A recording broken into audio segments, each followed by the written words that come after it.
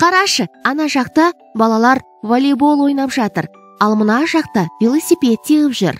Біз де волейбол ойнайықшы. Жақсы. Дана, сен волейбол, велосипед деген сөздер қазақ тіліне басқа тілден енген сөздер екенін білесің бе? Мен білмедім. Бір байқағаным, барлық сөздерде В дыбысы бар екен. Дұрыс айтасың.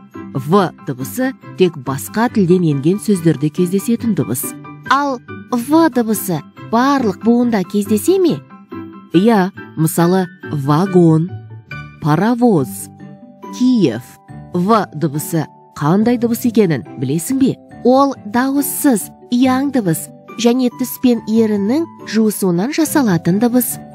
Дұрыс. Білгенің жөн. Пікір бір нәрсе туралы өзіндік көзқарас, ой пайымдау.